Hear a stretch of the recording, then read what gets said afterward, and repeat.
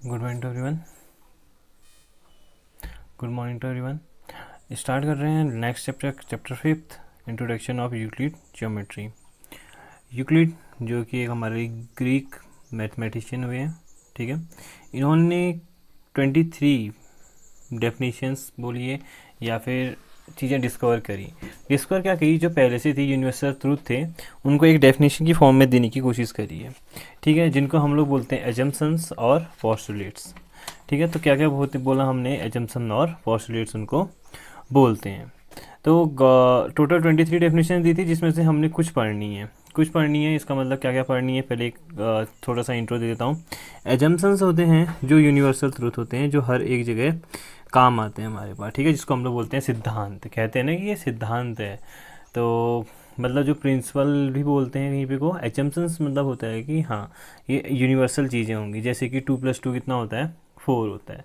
क्या होता है, 2+2 कितना होता है, 4 होता है। ये हमारा क्या है, यूनिवर्सल ट्रूथ है, तो इसको हम लोग बोल सकते हैं एजम्पशंस, ठीक है। तो एजम्पशंस वो होते हैं जो हर एक जगह यूज हो जाते हैं। टोटल एजम्पशन कितने दिए हैं इन्होंने, अभी 7 हमारी बुक में दिए हैं। इन्होंने तो कितने दिए हैं, 23 डेफिनेशंस दे रही हैं, ठीक है। तो हमने कितने पढ़ने हैं, अभी फिलहाल 7 पढ़ने हैं। एजम्पशंस की बात हो गई, बताऊंगा टोटली 7 के 7 क्या हैं एक एक करके। उसके बाद हमने पढ़ने हैं पोस्टुलेट्स कितने दिए इन्होंने, 5 पोस्टुलेट्स दे रखे इन्होंने, ठीक है। तो पोस्टुलेट्स की बात करें तो पोस्टुलेट्स कितने दे रखे इन्होंने, 5। लेकिन पोस्टुलेट्स कहाँ होते हैं, पोस्टुलेट्स हमारे पास ज्योमेट्री में यूज होते हैं। एजम्पशन तो यूनिवर्सल ट्रूथ है, क्या है, यूनिवर्सल ट्रूथ है। लेकिन जो हमारे पास पोस्टुलेट्स हैं, पोस्टुलेट्स हमारे पास ज्योमेट्री में यूज होते हैं। ज्योमेट्री बोले तो जहाँ पे को हम लोग, ज्योमेट्री का मतलब हुआ जहाँ पे को हम लोग स्केल का, कंपास, इन सब का यूज़ करते हैं, उसको हम लोग बोलते हैं ज्योमेट्री, ठीक है। तो ज्योमेट्री में यूज होते हैं हमारे पोस्टुलेट्स, और एजम्पशंस यूज होते हैं, यूनिवर्सल ट्रूथ हैं सब। अब बात करते हैं सीधे एजम्पशंस की। तो देखो एजम्पशंस में हमारे पास 7 एजम्पशंस थे। उसमें सबसे पहला जो इन्होंने एजम्पशंस दे रखा है वो है हमारे पास, आपका बुक में भी दे रखे हैं एजम्पशंस। कौन सा, पेज नंबर 80 पे, कहाँ पे को दे रखे हैं, पेज नंबर 80 खोल लीजिए, अगर बुक है तो वहाँ से इसको देखिएगा। तो पहला है, आपको वैसे ऊपर पे को दिख भी रहे होंगे वीडियोस के ऊपर पे को लिखे हुए, ठीक है। तो पहला है हमारे पास, a point in which dead has, sorry 81 पे देखिएगा, 81 पे लिखे हैं assumptions. Things which are equal to the same thing are equal to the one another. पहले समझिएगा चीज़ क्या कह रहा है, things which are equal to the same things are equal to the one another. अगर एक चीज़ दूसरी चीज़ के साथ इक्वल है तो हम लोग कह सकते हैं कि एक दूसरे के इक्वल है। मतलब कहने का है कि अगर मैं बोलूँ 3+1 = 4 और 2+2 = कितना, 4, तो मैं कह सकता हूँ 4 = क्या है, हमारे पास 4 है। या मैं कह सकता हूँ 3+1 = 2+2। एक चीज़ दूसरी चीज़ के साथ इक्वल में है तो हम कह सकते हैं कि ये दोनों एक दूसरे के साथ इक्वल हैं, या फिर ये दोनों भी आपस में क्या है, इक्वल हैं। ये हमारा पहला एजम्पशन है। तो पहला क्या कहता है assumption, things which are equal to the same things are equal to the one another. ये हमें पता है, हर एक चीज़ ऐसा कुछ नहीं है कि मैं कुछ नया बताने को जा रहा हूँ आपको। जैसे कि इसने बोला A = है B के और C = है B के, तो हम कह सकते हैं A = कितना है, C है, ठीक है। तो हम लोग कह सकते हैं A = क्या हमारा, C है। तो A = है B के, C = है B के, तो हम कह सकते हैं A = है C के, या कह सकते हैं B = है B के, ठीक है। तो ये हमारा क्या हो गया, पहला एजम्पशन हो गया, जो यूनिवर्सल ट्रूथ है। हाँ भाई, ये हमेशा क्या होगा, सही रहेगा, ये कभी फॉल्स नहीं हो सकता, ठीक है। तो पहला समझ में आ गया होगा आपको, things which are equal to the same things are equal to the one another. अगर एक चीज़ दूसरी चीज़ के यहाँ इक्वल है तो वो दोनों भी आपस में इक्वल होंगी। अगर ए बी के इक्वल है, सी बी के इक्वल है, तो ए और सी भी इक्वल होंगे, या बी और बी भी इक्वल होंगे। जैसे कि 3+1 = 4, 2+2 = 4, तो 3+1 और 2+2 आपस में इक्वल होंगे, या कहो 4 और 4 आपस में इक्वल होंगे, ठीक है, या कहो तो सब एक ही चीज़ है, ठीक है। तो पहला हो गया। दूसरा देखते हैं, देखिए सेकंड वाला क्या कह रहा है हमसे। सेकंड में अजम्पशन है हमारे पास, if equals are added to the equals the whole are equal. कहने का मतलब है, जैसे मैंने आपको बोला था कि 3+1 = कितना है, 4 है, ठीक है। अगर आप इस साइड में कुछ प्लस करते हैं और इस साइड में भी कुछ सेम चीज़ प्लस करते हैं, दोनों इक्वल ही रहेगा, कह रहे हैं। हमें ज़्यादातर एजम्पशन हमने यूनिवर्सिटी ट्रूथ है, लेकिन दिए किसने थे, यूक्लिड ने दिए थे। तो हमें याद रखना है यूक्लिड ने क्या क्या दिया था, ठीक है, हमें सब पता है वैसे क्या होता है। जैसे 3 इसमें अगर मैं 2 प्लस कर दूँ, इसमें भी क्या कर दूँ 2 प्लस कर दूँ, दोनों इक्वल रहेंगे। हाँ, तो यही ये बोल रहा है, कौन बोल रहा है, यूक्लिड बोल रहा है। तो यूक्लिड का पहला सेकंड क्या है, if equals are added to the equals. अगर इक्वल में क्या, इक्वल नहीं, जैसे ये 3 + 1 = 4 था, तो ये 3 + 1 में मैंने कितना ऐड कर दिया, 2 ऐड कर दिया, और 4 में भी कितना ऐड कर दिया, 2 ऐड कर दिया, तो जो आंसर आएगा वो इक्वल आएगा। तो क्या है, 6 = कितना आया, 6 आएगा। तो दोनों क्या फिर भी क्या रहते हैं, इक्वली रहते हैं। सेकेंड हो गया। थर्ड देख लीजिए, थर्ड इसी के साथ ही लिख देता हूँ। थर्ड वाला क्या है कि पहले वाले में एडिशन आ गया, वाले में ऐड आ गया, उस वाले में क्या है, सब्ट्रैक्ट करना है। कह रहा है कि जो चीज़ें इक्वल हैं, जैसे 3 + 1 = कितना है, 4 है, इसमें सेम चीज़ से माइनस करता हूँ, 2 से माइनस करता हूँ, यहाँ भी कितने से माइनस कर दूँ, 2 से माइनस कर दूँ, तो आंसर सेम ही रहेगा। कह रहा है तो सेम कितना आंसर रहेगा, 2 रहेगा, = 2 रहेगा। देखो आंसर क्या रहता है, सेम रहता है। कह रहा है तो तीन याद हो गए हमें। फर्स्ट वन था हमारे पास, क्या था फर्स्ट हमारा, कि जो चीज़ें आपस में इक्वल हैं वो दोनों एक दूसरे के इक्वल रहती हैं। दूसरा कह रहा है सेम चीज़ ऐड करो तो भी सेम ही रहेंगी वो चीज़ें, और सेम चीज़ माइनस कर दो तब भी सेम रहेंगी। तो 3 हमें याद हो गए हैं, कोई ज़्यादा टफ नहीं है, एकदम से याद कर लेंगे हम लोग। फोर्थ वाला देखते हैं। फोर्थ में क्या कहता है, things which are coincide with the one another are equal to the one another.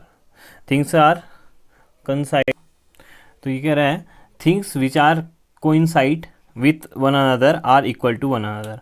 Coincide का मतलब होता है एक जैसा होना, ठीक है। थिंग्स विच आर कोइंसाइड, जैसे एक जैसे दिखते हैं। जैसे कि मैं आपको एग्जांपल देता हूँ, जैसे कि मेरे पास क्या है, देखो मेरे पास है यहाँ पे को एक ये इंक है और एक दूसरा ये है, दोनों इंक का ही हमारे पास दिख रहा है हमको, आपको दोनों क्या है हमारे पास इंक के बॉक्सेस है। ये देखो एक दूसरे के जैसे दिख रहे हैं ना, एक दूसरे के जैसे दिख रहे हैं, तो इसका मतलब क्या है, दोनों सेम है, कहना चाह रहा है। जो एक दूसरे के जैसे दिखते हैं वो दोनों क्या होंगे, कह रहा है सेम होंगे, कह रहा है। ठीक है, समझ में आया आपके। अगर इनमें से कोई एक जैसे दिख रहे हैं तो ये दोनों क्या होंगे, सेम होंगे। दूसरा एग्जांपल दिखाऊं तो आपको क्या कहना चाह रहा है ये, एक्चुअल में कहना चाह रहा है कि अगर यहाँ को 2 सेंटीमीटर की रेडियस का कोई सर्किल है, ठीक है, 2 सेंटीमीटर रेडियस का सर्किल है, दूसरा भी कितने का है, 2 सेंटीमीटर रेडियस का सर्किल है, तो कहना चाह रहा है ये कि अगर ये 2 है, ये भी कितने का है, 2 का ही है, सेम जैसे दिख रहे हैं, तो ये दोनों क्या आपस में क्या होंगे, सेम ही होंगे, कह रहा है। और तो सिंपल सी बात है, सेम दिख ही रहे हैं, हर एक चीज़ सेम ही है, तो एक दूसरे के क्या होंगे, सेम ही होंगे। अगर ये दो आपको ये डब्बे दोनों सेम दिख रहे हैं तो क्या होंगे, सेम ही तो होंगे, ठीक है। तो अगर हमें दिखता है सेम जैसा दिखते हैं तो दोनों आपस में क्या होते हैं, सेम होते हैं, कहता है। कौन सा एजम्पशन कहता है इसका, फोर्थ एजम्पशन ऐसा कहता है। अब फिफ्थ एजम्पशन की बात करते हैं। फिफ्थ एजम्पशन आपको दिख रहा होगा, the whole is greater than the parts. Whole हमेशा बड़ा होगा किसके, पार्ट्स का। मतलब कहने का मेन मीनिंग है इसकी कि अगर हमारे पास देखो कितने हैं टोटल, अगर हमारे पास टोटल कितनी चॉकलेट्स हैं, 8 चॉकलेट है मान लेते हैं, यहाँ पे कितने पीस हैं चॉकलेट के, 1 2 3 4 5 6 मान लेते हैं, ठीक है। तो 6 पीसेज हैं। तो ये कह रहा है कि अगर आप इसको निकाल देते हैं, अगर इसको ब्रेक करने की कोशिश करते हैं, 2 2 से ब्रेक करने के, 2 2 2 का बना दिया हमने सेट, फिर कितने का बना दिया, फिर 2 का बना दिया, फिर कितने का, 2 बना दिया। तो ये जो 2 2 2 का बनाया ना, ये हमेशा किससे कौन बड़ा रहेगा, इससे होल रहेगा। होल में कितने थे टोटल, 6 थे, 6 हमेशा बड़ा रहेगा किससे, 2 से। आप इसको किसी भी तरीके से ब्रेक करो, कह रहा है किस ब्रेक कर सकते हो, 3 3 के उसमें ब्रेक कर सकते हो, 3 3 के उसमें ब्रेक कर दिया, तो 6 हमेशा बड़ा रहेगा। 6 से बड़े में आप ब्रेक नहीं कर सकते। इसको आप 7 में ब्रेक कर सकते हो, नहीं आपको इसको 7 पार्ट में डाल सकते हो, नहीं ला सकते हो, आप इसको बीच में थोड़ा तोड़ेंगे ऐसे, ठीक है। अगर इक्वल तोड़ना है तो बात कर रहे हैं, ठीक है। तो इक्वल तोड़ने हैं, कितने पीस हैं टोटल, 6 पीस हैं। तो इसको आप इक्वल ब्रेक करना चाहो तो आप इसको कहते हैं 3 3 में कर सकते हो, 2 2 में कर सकते हो, या 1 1 में कर सकते हो, इससे ज़्यादा तो नहीं कर सकते हो ना। तो वही कह रहा है कि जो होल हमेशा क्या रहता है, बड़ा रहता है, वो तो हमें पता ही है। जैसे मान लो आपके पास 10 लीटर की टैंकी है, 10 लीटर क्या है, इसमें पूरा पानी भरा हुआ है, ये क्या गया, होल हो गया 10 लीटर। अब आप इसको ब्रेक करने की कोशिश कर रहे हैं, तो आप कितने को 2 2 लीटर निकाल लो, 2 लीटर एक बाल्टी में निकाल दिया, 2 लीटर एक बाल्टी में निकाल दिया, 2 लीटर एक निकाल दिया, ऐसे कितनी बाल्टी भर सकते हो आप, 5 बाल्टी भर सकते हो। लेकिन आप 10 लीटर से छोटा ही रहेगा, क्या 2 <10 ही रहेगा, ठीक है, 10 से छोटा ही रहेगा। आप मैक्सिमम क्या कर सकते हो, 5 5 में निकाल सकते हो, 5 5 में ब्रेक कर दो उसको, 5 5 की 2 बाल्टियाँ निकाल दी, पानी खत्म। लेकिन हमेशा 5 किससे रहेगा, होल से छोटा रहेगा, यही इसका क्या होता है, एजम्पशन होता है। तो कौन सा एजम्पशन है, ये छठा है। तो हमने पहला क्या पढ़ा, पहला हमने पढ़ा जो चीज़ें एक दूसरे के इक्वल हो तो तीसरी चीज़ भी उसके इक्वल होती है। जैसे A = B है, और C = B है, तो A = B रहेगा। सेकंड में कह रहे हैं कि प्लस कर दो, थर्ड में कह रहे हैं कि माइनस कर दो, ठीक है। फोर्थ वाले में क्या कह रहा है, फोर्थ वाले में कह रहा है हमसे things which are coincide the one another are equal to the one another. जैसे कि सर्किल है, सर्किल अगर दो रेडियस के सर्किल है हमारे पास, 2 सेंटीमीटर रेडियस का सर्किल है, तो ये दोनों एक 2 सेंटीमीटर का ही दोनों क्या है सर्किल इक्वल ही रहेंगे। छठा वाला कह रहा है कि फिफ्थ वाले में कह रहा है कि जो होल पार्ट होता है वो हमेशा बड़ा रहता है। अब हम लोग 6th और 7th देख लेते हैं जल्दी से। 6th और 7th हमसे क्या कहने की कोशिश कर रहे हैं। ठीक है, तो हमारे पास कौन सा है, 6th वाला है। 6th वाले पार्ट में कह रहा है things which are double to the same things are equal to the one another. कह रहा है कि अगर कोई चीज़ एक दूसरे के इक्वल है, जैसे कि जो पहला वाला था सेम वही है। अगर मैं यहाँ को लिख दूँ 6, मैं यहाँ को लिख लूँ 2 into A equal to B, और लिख लूँ 2 into C equal to B, तो मैं कह सकता हूँ 2 into A equal to 2 into C, दोनों आपस में इक्वल हैं। सिंपल सी वही बात है जैसा हम लोग अभी तक का देखते आ रहे थे। जैसे कि मैंने कहा 2 इंटू 4 इक्वल टू 8 और 2 इंटू 4 इक्वल टू 8। अब इसमें एग्जाम्पल में कहा 2 इंटू 4 इक्वल टू 2 इंटू 4 ही रहेगा, कहना चाह रहा है। ठीक है, तो ये दोनों आपस में क्या होंगे, इक्वल ही होंगे। कह रहा है कोई अगर किसी का इक्वल डबल है और दूसरा भी उसका डबल है, तो दोनों आपस में क्या होंगे, डबल, एक दूसरे के सेम रहेंगे। जैसे कि 2a इक्वल टू बी है और 2 into C equal to B है, तो 2a इंटू 2 इंटू सी आपस में क्या होंगे, आपस में बराबर होंगे। हाँ वो तो होंगे ही, आप देख ही सकते हैं यहाँ पे को ना, कि अगर b है, जैसे मान लो कोई 16 है, 16 क्या है 8 इंटू 2 है, दूसरा भी क्या है 16 है, b 16 है, तो क्या है, इसको आप लिख सकते हैं और 4 इंटू 4 लिख सकते हैं, मान लेते हैं ये लिख लिया 2 into A equal to 4 into C, तो दोनों आपस में बराबर है। क्यों है, अगर यहाँ पे को क्या लिखा गया 4 into C equal to B लिखा है, तब आप लिख सकते हैं ऐसा। ठीक है, 2 into A equal to 4 into C, same वही जो आप आगे ऊपर देख रहे थे। अगर एक दूसरे के इक्वल है तो तीसरा इक्वल होता है, ऐसे अगर इसको मल्टीप्लाई कर देंगे तब भी क्या रहेगा, वो एक दूसरे के इक्वल ही रहता है। ठीक है, 7th वाले में कह रहा है हाफ कर दो, तो किसी का हाफ कर दो। जैसे कि एग्जाम्पल दिखा देता हूँ आपको। आपने लिखा 1/2 ए इक्वल टू बी लिख दिया, और लिख दिया 1/2 सी इक्वल टू बी लिख दिया, तो आप लिख सकते हैं 1/2 ए इक्वल टू 1/2 सी। ये दोनों आपस में क्या होंगे, इक्वल होंगे। ठीक है, एक डबल वाला एक इक्वल वाला है, तो याद करनी तो ज़्यादा हमें कुछ खास था नहीं एजम्पशंस में। एजम्पशन हमें देखते ही याद हो गए। पहले वाले में एक दूसरे के इक्वल होता है, तो उसमें प्लस कर दो माइनस कर दो, 3 तो ये हो गए। लास्ट के 2 में क्या होता है, मल्टीप्लाई कर दो और हाफ कर दो, तो कितने हो गए 5, तो ये सीधे याद हो गए। 2 हमें अलग से याद करने पड़ते हैं। 2 याद करने के लिए एक दूसरे का इक्वल होता है, और एक में पार्ट्स क्या होते हैं, हमेशा बड़ा होता है। तो हो गए हमारे 7 के 7 हमें याद हो गए। तो 7 के 7 का जल्दी से आप लोग क्या करेंगे, इसकी डेफिनेशन को लिखेंगे। ठीक है, डेफिनेशंस आपको लिख रही हैं, तो उसके आगे एक एक एग्जाम्पल देंगे अपने अकॉर्डिंग। जैसे कि मेरा पहला वाला है, ठीक है, जैसे मैंने फर्स्ट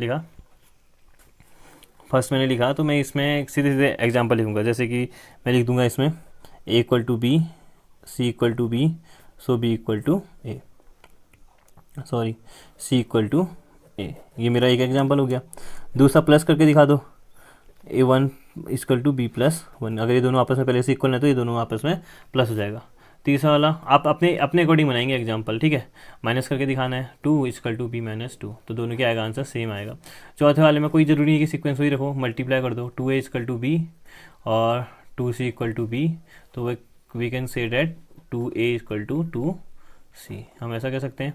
सेम इसका हाफ करके दिखा दो, 5वां हाफ करके दिखाना, तो 1/2a equal to B, 1/2 c equal to b, so we can say that 1/2a equal to 1/2 c, दोनों आपस में क्या हो जाएंगे, इक्वल। 5 ही हो गए।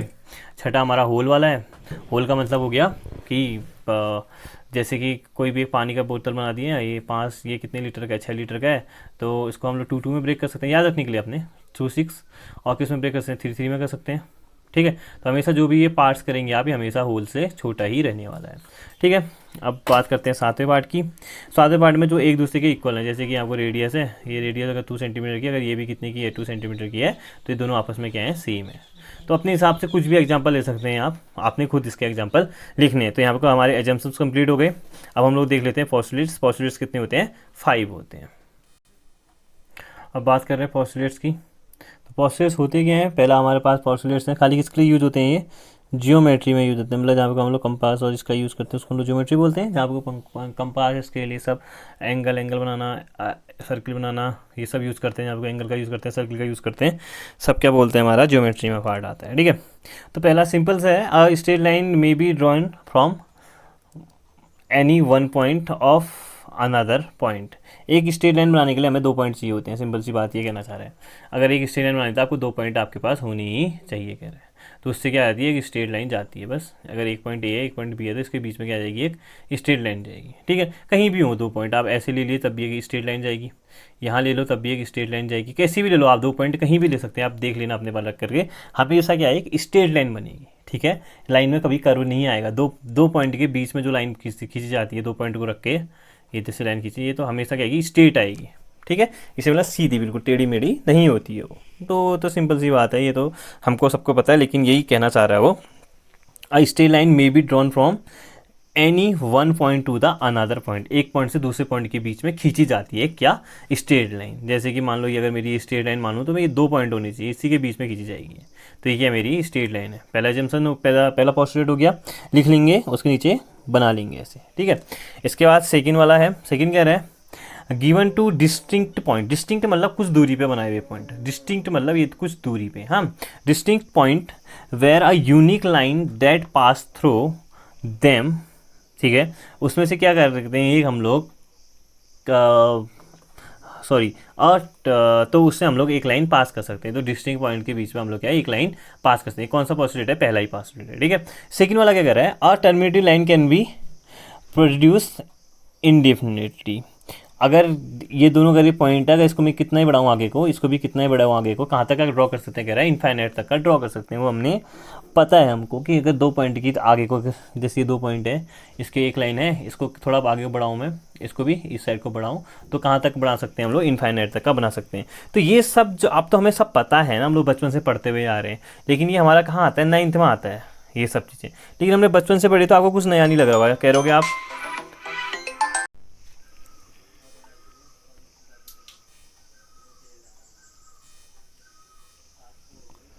तो आपको सेकेंड वाला समझ में आया होगा। तो सेकेंड वाला में क्या था, alternative line can be produce infinitely. अगर ये कोई लाइन है, इसको हम लोग कितना भी लंबा खींच सकते हैं, अगर डॉट डॉट खींचते रहे तो कहाँ तक, इनफाइनाइट तक का इसको ले जा सकते हैं। ये हमारा सेकेंड हो गया।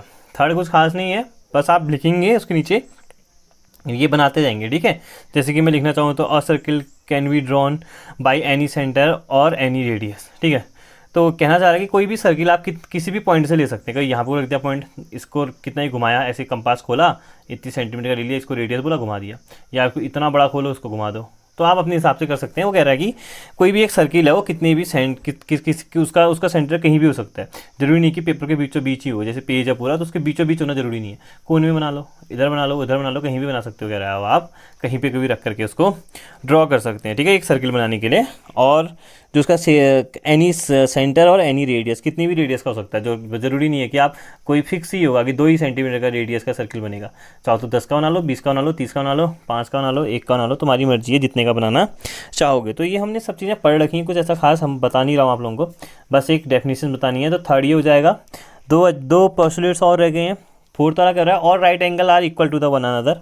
कह रहा है कि जो राइट एंगल्स होते हैं वो एक दूसरे के इक्वल होते हैं, भले वो कैसे ही बने हो। जैसे एक राइट एंगल ये हो गया, एक राइट एंगल ये हो गया, एक राइट एंगल ये हो गया।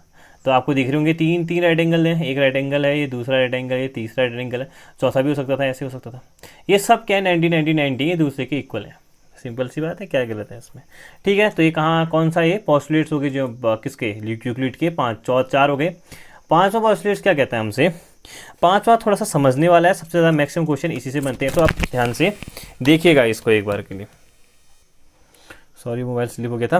तो देखिए कि जो 5वां वाला बहुत इंपॉर्टेंट है।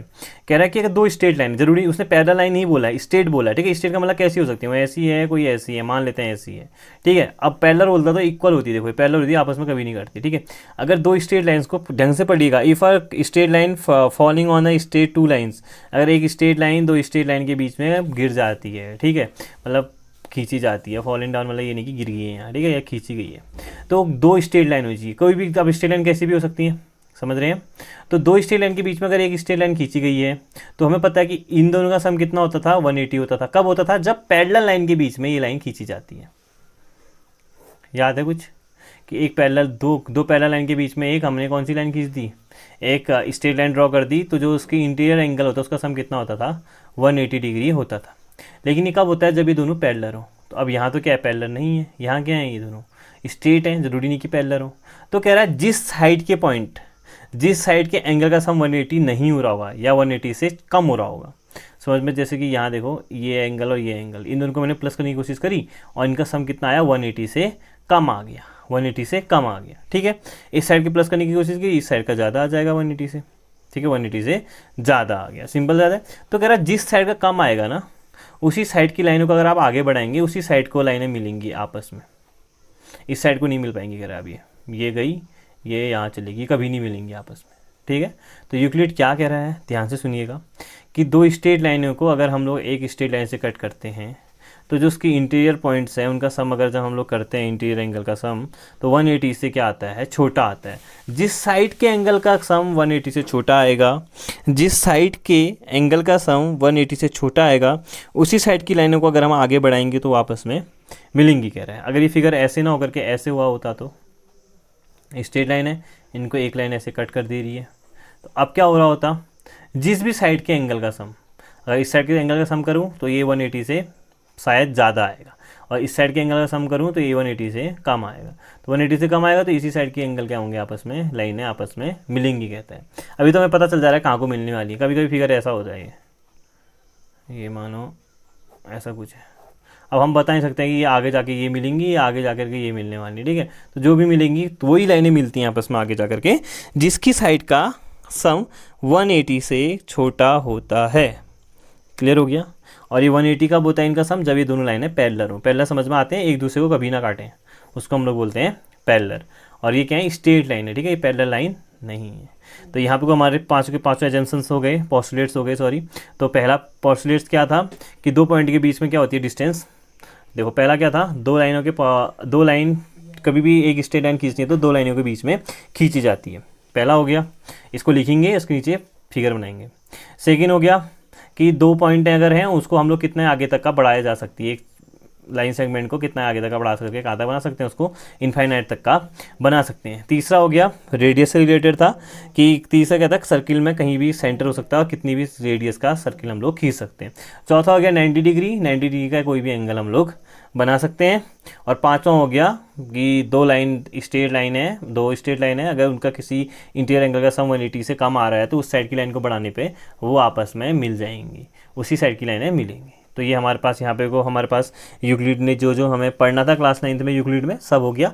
अब क्लास 10th में कुछ और एडवांस हैं। तो मैंने बताया आपको 23 दिए थे इसने, टोटल हमने कितने पढ़े हैं, 5 ही तो पढ़े इसके एजम्पशंस। ठीक है, तो 7 एजम्पशंस पढ़े, याद कर लेंगे। यूक्लिड के एजम्पशंस है, लिखने को काम आता है। ये किसने दिया था, यूक्लिड ने दिया था। ठीक है, thank you for watching. If you have any doubt, any queries, you can connect, you can make message और call to me. Thank you.